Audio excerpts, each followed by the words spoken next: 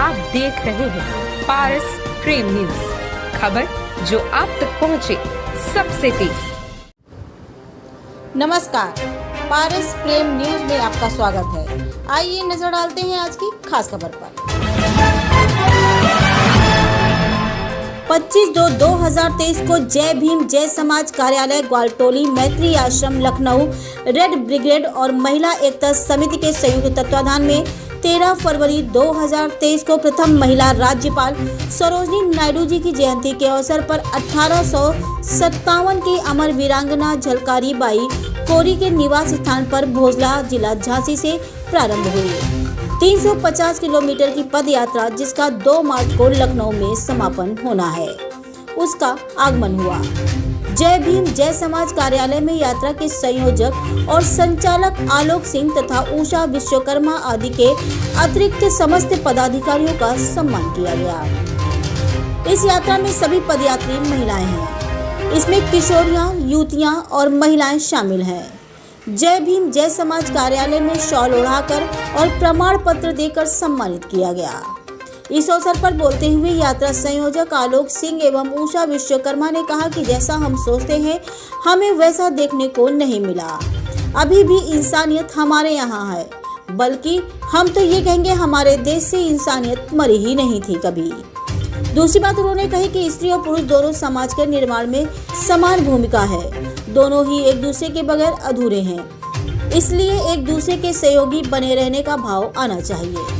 जय भीम जय समाज कार्यालय संस्थापक देव कबीर ने सभी पदयात्रियों की जिजीविषा, लगन तथा जुझारूपन की प्रशंसा की और कहा कि जिस बड़ी सोच के साथ यह यात्रा शुरू हुई है उसकी देश को बहुत आवश्यकता है।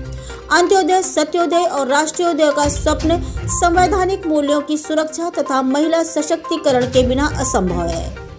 वर्तमान समय में इस तरह की सोच के विस्तार की अति आवश्यकता है।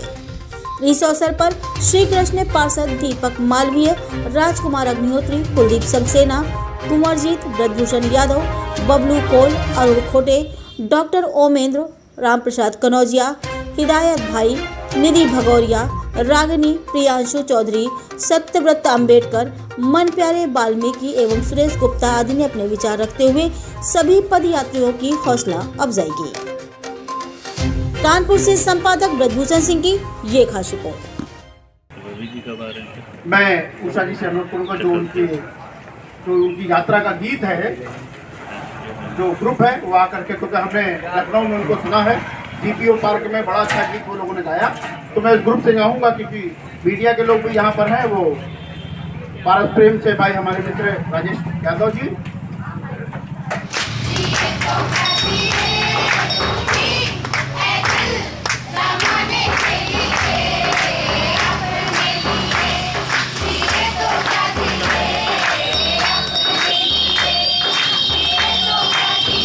अम्बेडकर के चरणों में नमन करते हुए आज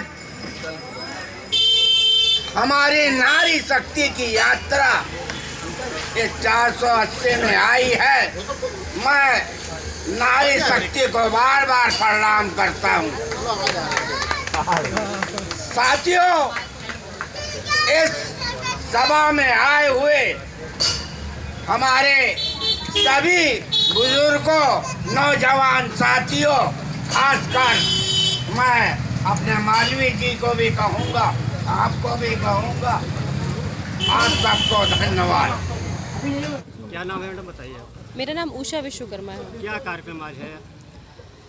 जी हम लोगों की एक पदयात्रा चल रही है जो कि झांसी में भोजला गांव से शुरू की है, जहां पे झलकारी बाई जी का जन्म स्थान है और 13 फरवरी से ये पदयात्रा शुरू हुई है।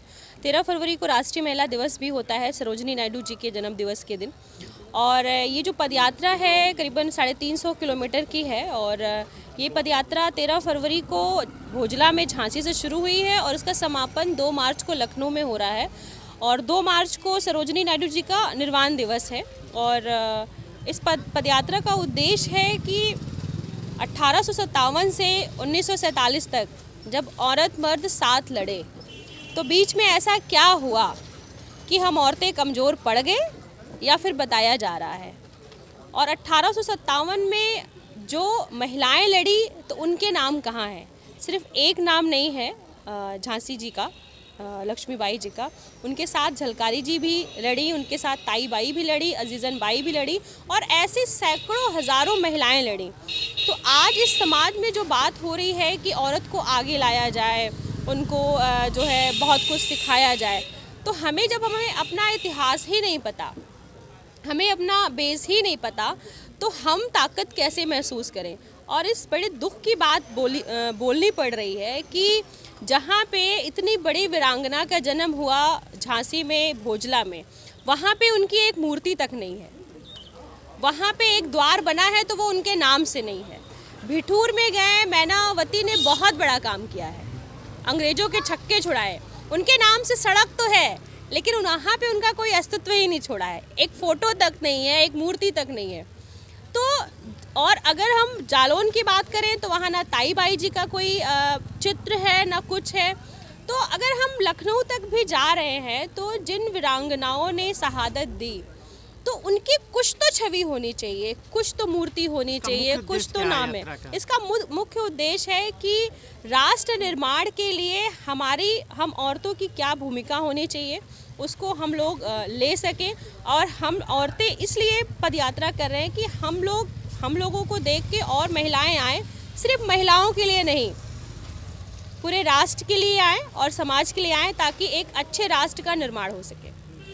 देव कुमार जी मेरे साथ हैं, उनसे बात करेंगे क्या इसका यात्रा का उद्देश्य है और क्या इनका योगदान है। देखिए, इस यात्रा का उद्देश्य जो है अंत के लोगों का उदय, सत्य का उदय और राष्ट्र का उदय, और साथ ही साथ उसमें महत्वपूर्ण भूमिका महिलाओं की है। महिला सशक्तिकरण के बगैर कोई भी राष्ट्र ताकतवर नहीं बन सकता। इस उद्देश्य को लेकर के यात्रा शुरू हुई है 13 फरवरी को, और आज इसी क्रम में लगभग वो अंतिम पड़ाव पर हैं। 2 मार्च को इनकी यात्रा का समापन है और इस अंतिम पड़ाव में ये कानपुर के जय भीम जय समाज कार्यालय में आए हैं। और ऐसे यात्री जो कितने दिनों से पैदल सड़कों पर चल रहे हैं, इतना कष्ट सह रहे हैं, हमारे लिए भी एक अच्छा अवसर मिला कि इन्होंने आकर के हमारे इस कार्यालय में आकर के हमें भी इनके साथ इस अभियान में जुड़ने का कहीं ना कहीं मौका दिया।